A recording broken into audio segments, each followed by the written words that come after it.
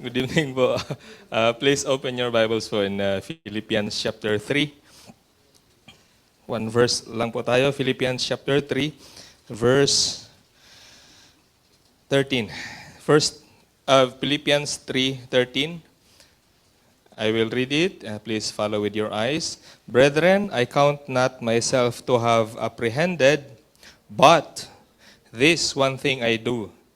This is Paul speaking, but this one thing I do, forgetting those things which are behind, and reaching forth unto those things which are before. This is one of the common verse that is being associated or explained every time we are at this time of the season, year ending and the beginning of the new one.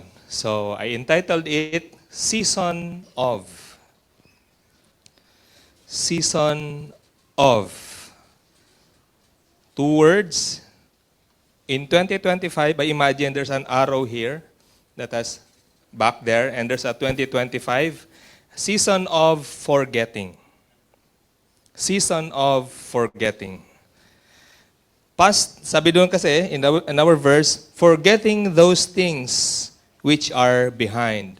Forgetting those things which are behind. So past things and events, we cannot undo, or ano yung term ni James nakaraan? Undone. We cannot undo it. Nangyari na eh. Finished. So past things, we should left where it should be. In the past. What are those? Past failures. We should leave it back. But not God's faithfulness. We should leave back in the past those past obstacles. But we pass through, na lagpasan naman natin, di ba? Because of God's omnipotence, because of God's power. Past regrets. But God is there. Ano? May mga regrets tayo, pero iwanan natin yun. Even past accomplishments.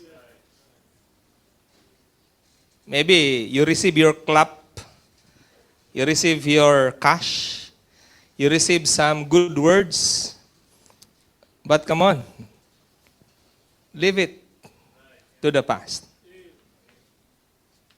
Even your accomplishments. You receive your salary. I will ask you now, where is your salary for 2025? What is your answer? Kalas. Past. So, this season, we should remember there are certain things that we should forget. Positive side or negative side, forget it. But this one thing I do said, forgetting those things which are behind. Forget. Now, let's draw an arrow here. It says here, the last portion, and reaching forth unto those things which are before. This comes forgetting, here comes forgetting. Let's grab it. What are those?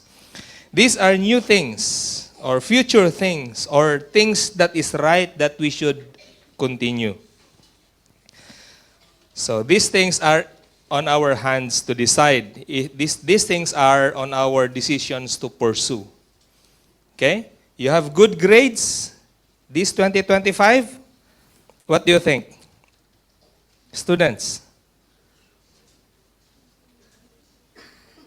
Diretso. Ano?